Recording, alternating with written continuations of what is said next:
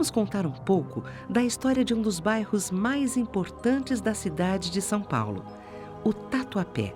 Embora a versão folclórica conte sobre os caçadores que discutiam sobre a conveniência de caçar tatus a pé ou não. De acordo com o vocabulário tupi-guarani do autor Dr. Francisco Silveira Bueno, a palavra tatuapé provém da junção tatu a pé. A palavra tatu, do tupi-guarani, refere-se ao animal silvestre da fauna brasileira. A finalização a pé significa caminho, trilha, picada. Portanto, Tatuapé significa caminho do tatu.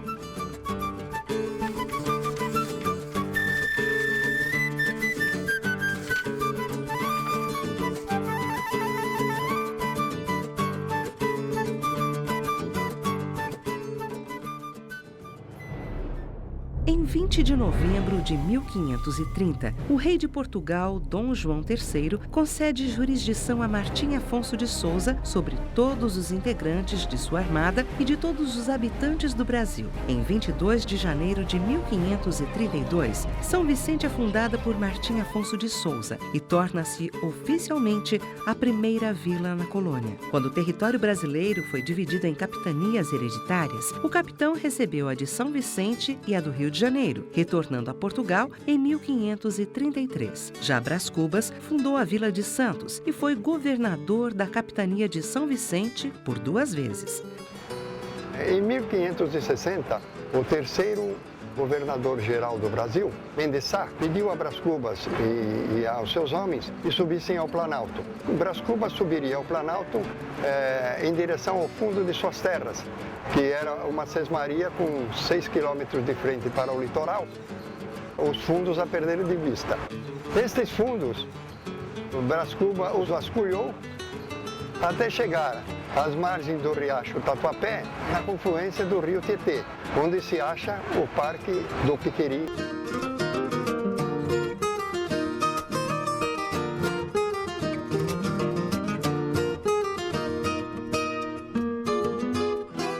Brás Cubas, no caso, desenvolveu nesta região, a partir de 1560, uma criação de gado e plantio, principalmente de uvas. Por esse fato, Brás Cubas é considerado o primeiro viticultor do Brasil. E justamente ele veio, por razões que não conhecemos, a se situar aqui na região entre o riacho Tatuapé e o rio Tietê. Essa região era dominada pelos índios piqueris, daí o nome Parque do Piqueri e, na época, a Fazenda do Piqueri. Após Brás Cubas, a região passou por diversas mãos, chegando à posse de Lourenço Gomes Rouchac, cujo nome aparece num testamento datado de 18 de agosto de 1611, sendo citada a região como Tatuapé. Posteriormente, ao morrer Lourenço Rouchac, as terras passaram à sua esposa, Dona Isabel. Dona Isabel, viúva, casou-se com Francisco Jorge. Francisco Jorge era um dos homens mais poderosos do município, incipiente município paulista, e deu muito desenvolvimento a essa região, em sua época. Posteriormente, as terras passaram, com a morte de Francisco Jorge, passaram aos seus herdeiros. E havia uma série de cláusulas testamentárias que não foram cumpridas. Em face do não cumprimento, essas terras foram praticamente encampadas pelo padre Mateus Nunes de Siqueira, que é considerado o fundador das terras do Tatuapé. O padre Mateus Nunes de Siqueira, como ouvidor da Vara de São Paulo, tinha poderes para o confisco por conta dos problemas testamentários, passando a ser proprietário das terras daquela região.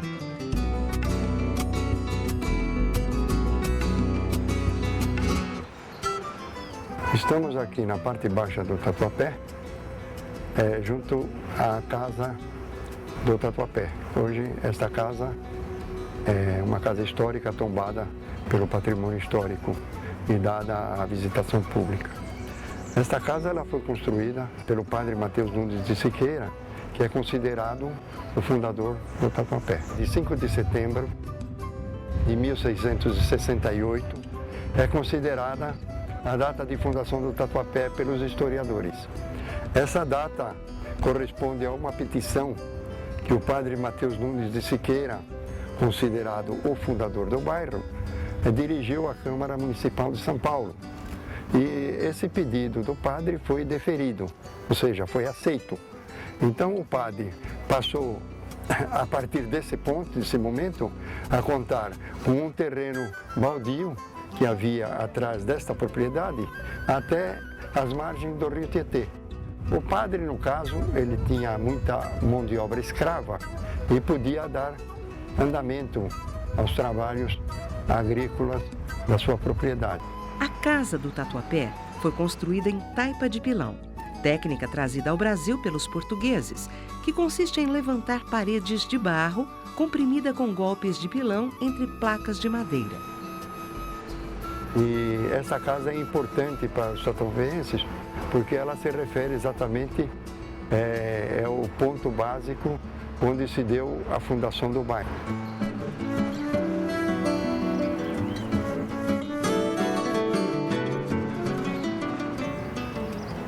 Estamos aqui na região chamada atualmente Alto Tatuapé. Esta região é conhecida desde 1560, quando da época de chegada de Brás Cubas à região leste. A parte alta do Tatuapé também passava por diversos proprietários. Porém, na carta de Sesmaria de Brás Cubas, documento datado de 3 de agosto de 1567, ele cita Franco Velho ou Francisco Velho como possuidor de roças por essas bandas, terras chamadas de Capão Grande. Até que em 1829 chegamos a João Mariano como proprietário das terras, que por sua vez vende ao padre Diogo Antônio Feijó. Então, Diogo Antônio Feijó, não se sabe exatamente se foi em sua época de propriedade que foi construído o solar que pertenceu a ele, que hoje pertence às casas históricas do patrimônio. Então, esse solar e a fazenda foi denominada de Sítio Paraíso pelo padre Feijó. O Sítio Paraíso passa por outros proprietários até que em 1911 o coronel Serafim vende as terras ao Lar Anália Franco, ou Associação Feminina Beneficente e Instrutiva de São Paulo, entidade liderada pela educadora Anália Franco. Então, a Anália Franco foi a entidade proprietária desta região toda. E a mata aqui, que pertencia ao Sítio Paraíso, chamava-se Mata Paula Souza, porque um dos donos, desde Feijó até o Lar Anália Franco, era o Dr. José Bento de Paula Souza. Em 1970, o governador do estado de São Paulo, Dr. Abreu Sodré, desapropriou parte das terras para a construção do Serete, hoje parque público denominado PET, Parque Esportivo do Trabalhador. E com o passar dos anos, as terras do Sítio Paraíso foram sendo desmembradas, formando assim o Jardim Regente Feijó e o Jardim Anália Franco.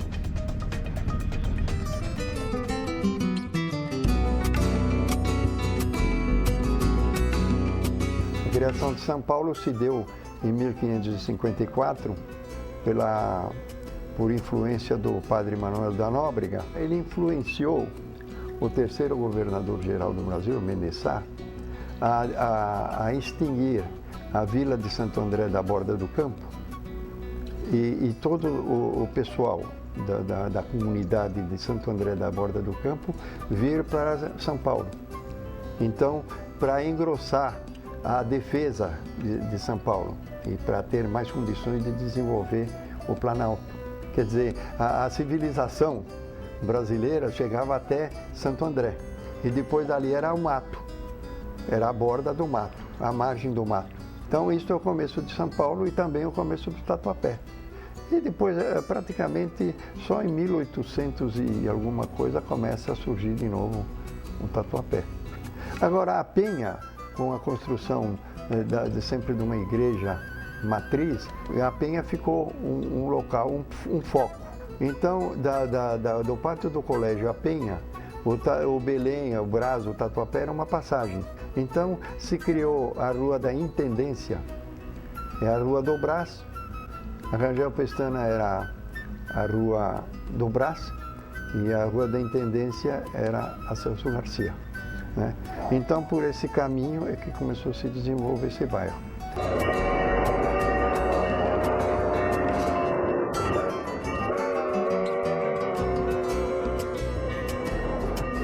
Então, quando a ferrovia Central do Brasil, ligando o Rio de Janeiro a São Paulo, passa pelo Tatuapé, né? Então, foi um ponto de desenvolvimento do bairro, que era o primeiro transporte, tirando carros de boi, carroças com mulas, né, cavalos, etc. O primeiro meio de transporte mecanizado foi a ferrovia. Isso se deu em 1876, né? Mas a ferrovia, ela ligava o centro de São Paulo a Penha, para 10 anos depois eles criaram umas estações intermediárias, que é o que nós conhecemos por paradas. A linha do trem naquela época, ela não tinha muro, não tinha nada. Você atravessava a pé aonde você quisesse. Os únicos pontos de trânsito de veículos era Tuiuti, Vilela e Antônio de Barros. Só por ali que transitava e que tinha cancela. Álvaro Ramos era a quarta parada, por isso que hoje chama Cemitério da Quarta Parada. Quinta parada era aqui na Rua Tuiuti, sexta parada na Antônio de Barros. Posteriormente, sumiu a quinta parada, ficou só a quarta parada e a sexta parada, que até pouco tempo era a estação de trem. Em 1880, por aí, o governo brasileiro se interessou por chamar os imigrantes, e principalmente os imigrantes italianos. Portugueses e espanhóis já haviam desde o começo da colonização do Brasil, mais portugueses, menos espanhóis. Mas aí surge a terceira colônia, que é a italiana, né? E começa a surgir de 1800 em diante, né? E essas famílias de italianos, o governo ele providenciou que se liberassem terras ribeirinhas ali do Rio Tietê. Então, para os indivíduos desenvolverem chácaras, né, olarias, etc. E muitas famílias de italianos ficaram lá na beira do rio, criaram as primeiras olarias.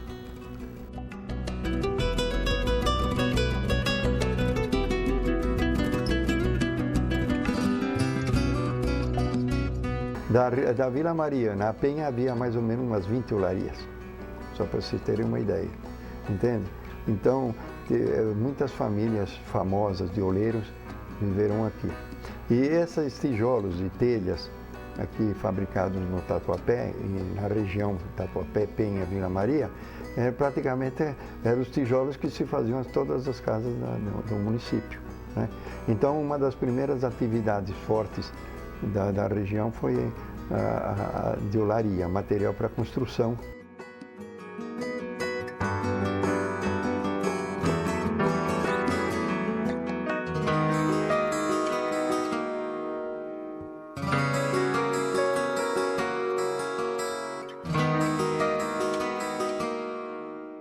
Começam a surgir também os chacareiros aqui da região mais do meio e alto Tatuapé, e também de baixo. Por exemplo, além desses italianos que criaram as suas olarias, criaram-se chácaras, se fragmentou a área do Tatuapé e começaram a fazer chácaras.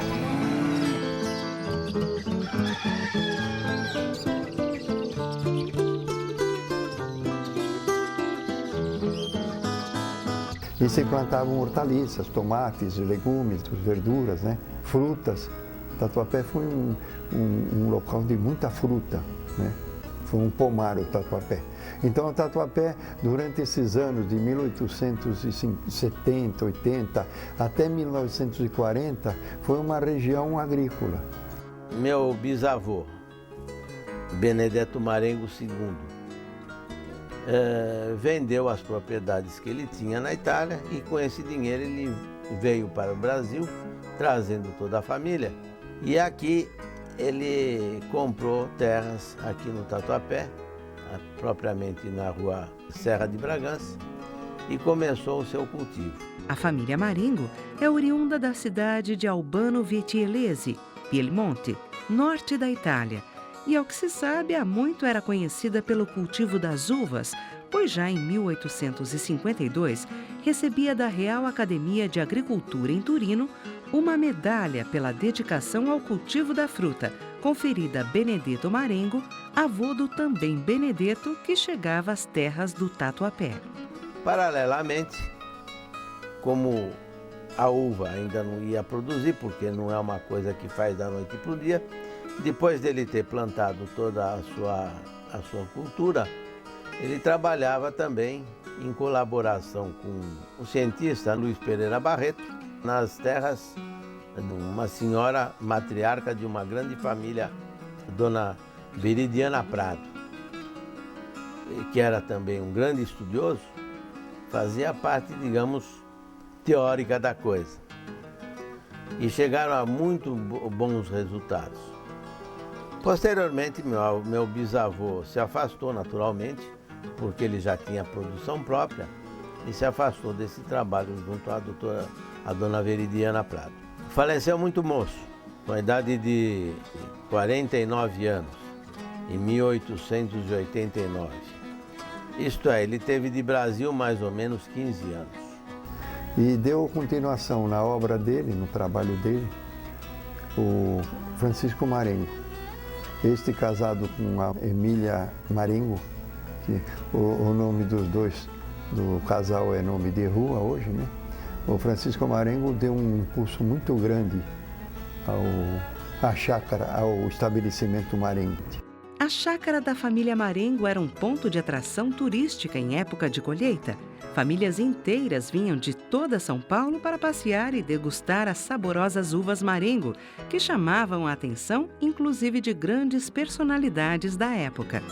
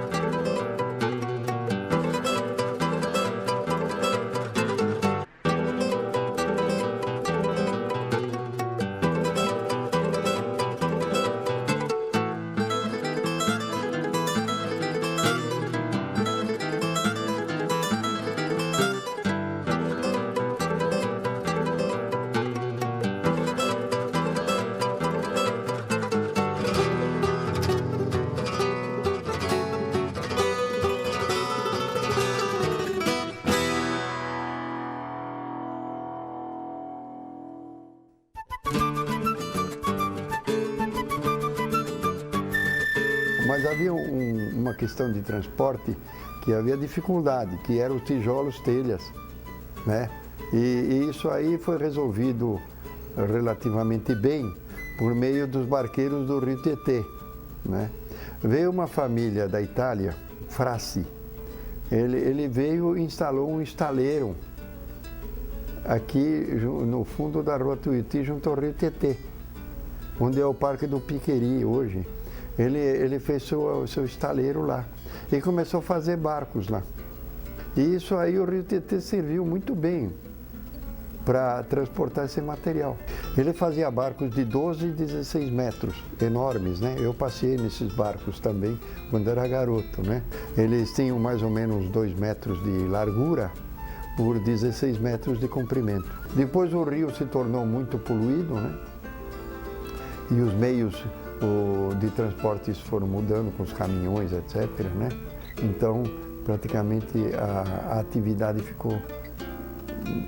Não havia mais necessidade desse sistema de transporte, que foi muito importante durante 50 anos, né? No começo do século até o meio do século passado. Eu acho importantíssimo.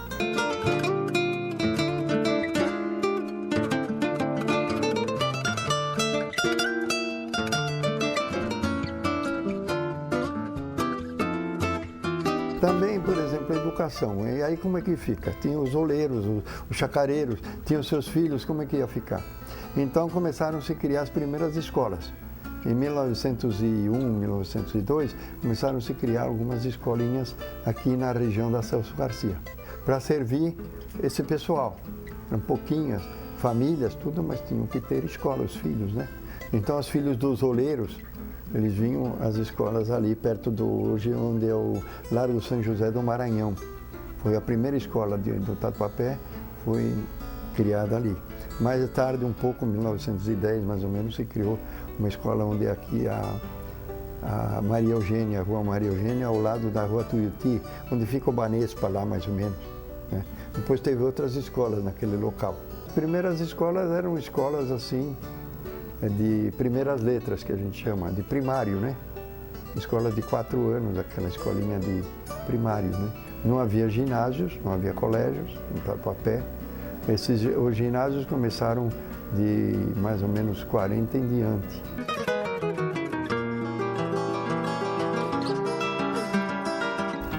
Mas também nós não podemos esquecer as igrejas, né?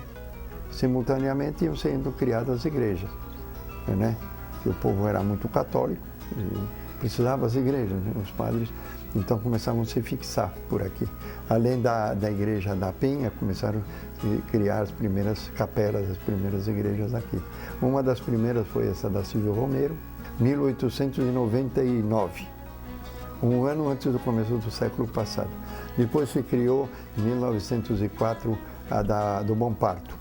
Depois de 4 anos se derrubou uma capelinha que tinha sido feita e o Azevedo Soares criou a primeira capela, que é a antiga capela ali do Bom Parto. E a igreja do Bom Parto foi a primeira igreja da região a ser erigida em paróquia. Que eram capelas, mas não tinha a condição de paróquia, com o pároco. E o pároco, ele praticamente tinha autoridade sobre as outras igrejas da região, outras capelas. A igreja do Bom Parto foi a primeira paróquia.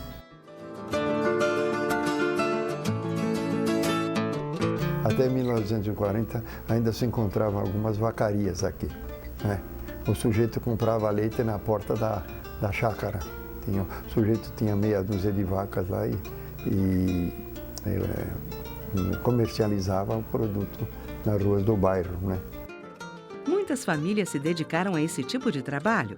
Podemos citar a família Zicardi, que chegou a fornecer leite para o senhor Washington Luiz, na época governador de São Paulo. Já nos idos de 1930, a Companhia Vigor de Laticínios iniciou as atividades de distribuição do leite pasteurizado.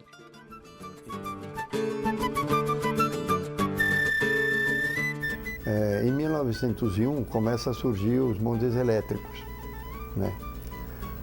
Os bondes elétricos eles serviram o Tatuapé da seguinte forma: partiam do Largo do Tesouro e os bondes desciam ali a ladeira, passavam pelo Brás e vinham depois pela Rangel Pestana e Celso Garcia, isso mais tarde, e corriam até a Penha. Então passaram a servir o Tatuapé. Levava na avenida Celso Garcia e quando era 4h30 passava um bonde chamado Cara Dura. Esse bonde ele pegava as mercadorias da gente e ele entrava na rua Rubino de Oliveira, ia ali pela São Caetano e até a Rua da Cantareira e deixava as mercadorias tudo lá. Agora, e por exemplo, como é que as pessoas de um fino trato, com gravata, fraca, etc., pegou o bonde juntamente com o chacareiro cheio de sacos de cestas de legumes, etc. Então se criou um bondinho verde, né, que chamava-se Cara Dura. O povo apelidou o bondinho de Cara Dura. Então o Cara Dura chamava Cara Dura também, cara de pau de hoje, porque os fulanos têm alguns granfinos que tomavam aquele para pagar um tostão. É um absurdo isso, mas acontecia. O footing é o passeio, o equivalente ao passeio do interior na praça, no Coreto, na praça da cidade, né? E as paqueras, os namoros. Havia 2 footings aqui. Um era da Rua Tuiuti até onde há a biblioteca Cassiano Ricardo ali, e outro era nas proximidades da Rua Antônio de Barros, era naquela região, servia as duas regiões. E nós aqui de cima do bairro, eu morava aqui em cima, nós descíamos até lá, até a avenida. E o footing era mais ou menos isso, para a rapaziada que não sabe do assunto. As moças ficavam passeando na calçada e os moços ficavam uns encostados às paredes do comércio fechado, domingo e sábado à noite, fechado, a gente encostava na parede, nas portas, e as moças passeavam, e outros ficavam do lado contrário, na guia, e formavam um corredor. E as moças passavam e recebiam os galanteios, as chamadas. Até 1932 não havia cinemas no Tatuapé. De 31 a 32 surgiu o primeiro cinema do bairro, que foi o Cine São Luís. O segundo cinema do bairro surgiu em 1945, o Cine São Jorge, onde hoje é a SIC, me parece, de calçados, né? Tem lá, ainda na parte do frontispício do prédio da fachada, tem lá em letras de concreto Cine São Jorge. O terceiro cinema do bairro foi em 1953, aqui em cima, na Silvio Romero.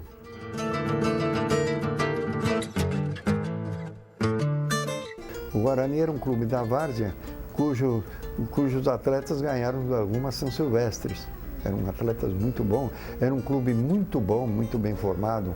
E o Corinthians acabou comprando o terreno e acabou, inclusive, com a Rua São Jorge.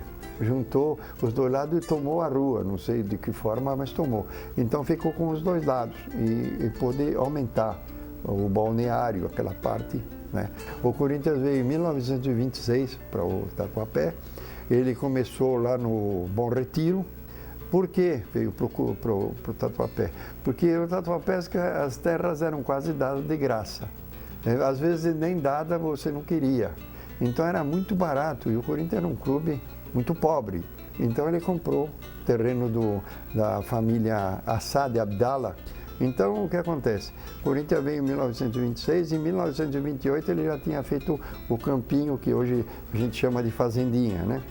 Daquele tempo. Chamam fazendinha, e veio crescendo ali com o bairro. Fazia os coxos, que a gente chama. Coxo é um tablado cercado, uma cerca, e um tablado acima do nível do fundo do rio, a uma altura boa, formava uma certa altura que equivalia a uma piscina, mais ou menos, e a gente nadava ali, sem perigo de morrer afogado, porque não dava para morrer afogado. Então ali a garotada e os adultos brincavam, né? Nos coxos. O Corinthians tinha 2 coxos.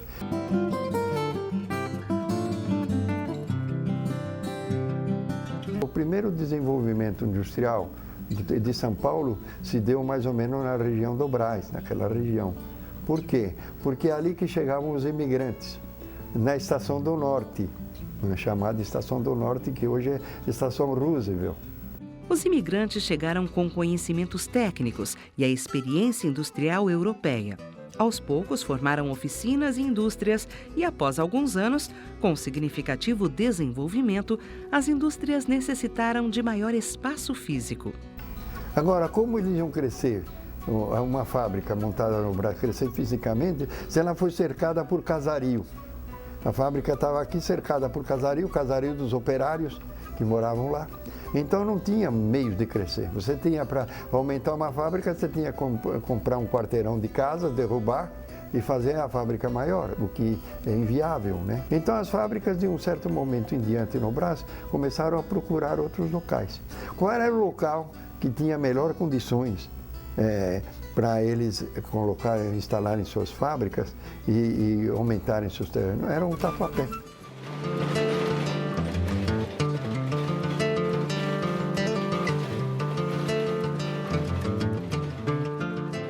Por quê? Porque tinha sido uma região agrícola, cheia de chácaras, havia campos de futebol à vontade, tinha 100 e tantos campos de futebol. Então, e os terrenos a troco de banana. Então, de 1930 a 1970, o Tatuapé foi um bairro estritamente industrial. operário, né? E o Tatuapé tinha milhares de empregados, de operários. E aqui se formou um parque industrial, assim, aleatoriamente. Não é que o governo criou um local como na Vila Leopoldina, tal, não. Se criou, sim, ao acaso. E as fábricas começaram a vir para cá. E outros começaram a ver fábricas de fora, montar aqui, sujeitos de boa, dinâmico e tal, vamos juntar com a família, montar uma tecelagem, fazer isso, fazer aquilo. Começou a crescer. Aí se formou, o Tatuapé teve, eu acho que fábricas de certo porte, umas 150 no mínimo.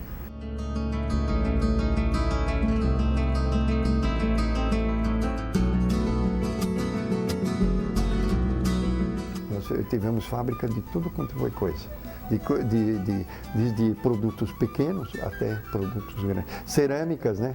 Fábricas de tecidos, então, em cada esquina você via uma tecelagem. A construção civil no Tatuapé, ela se desenvolvia assim. O operário veio para o Tatuapé, trabalhava numa fábrica, ganhava seu dinheirinho certinho, ninguém era despedido, era difícil, né? O sujeito, a duras penas, comprava um terreninho e fazia a sua casa. Fazia um quarto e cozinha, um banheiro, né? E depois ia aumentando, conforme a família aumentava, ele aumentava a casa. As casas tinham mais ou menos aquele jeitão, tudo comprida, e de um quarto para o outro, né? Você às vezes passava... Bom, era esse tipo de construção. O máximo um sobradinho. Então, em 1970, 70 e pouco, as fábricas, pelos mesmos motivos que vieram do Brasil e de outros bairros para cá, começaram a ir embora. A saída das grandes indústrias do Tatuapé se deu principalmente pela supervalorização dos terrenos, impossibilidade de expansão física e restrições às atividades poluidoras.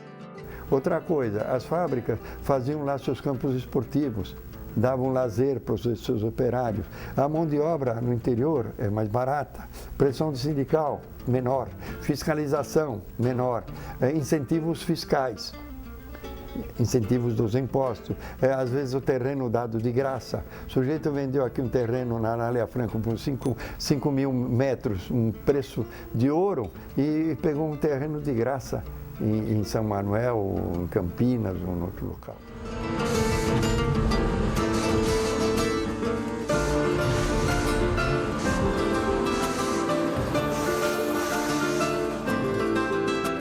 Da mesma forma que as indústrias que vieram para cá se beneficiaram do atraso relativo do Tatuapé, também os prédios feitos aqui se beneficiaram desse atraso.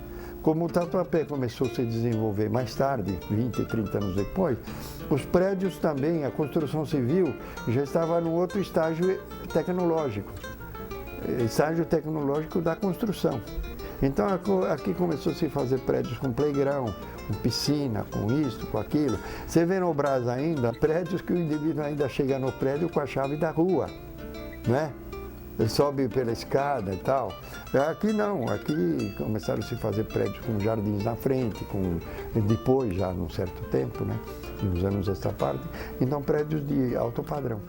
Tatuapé, o bairro dos modernos edifícios, das casas históricas, das que lembram os tempos das chácaras, da caminhada no parque, do pão quentinho, do passeio na praça, do cafezinho, do jogo, da bola, da tradição.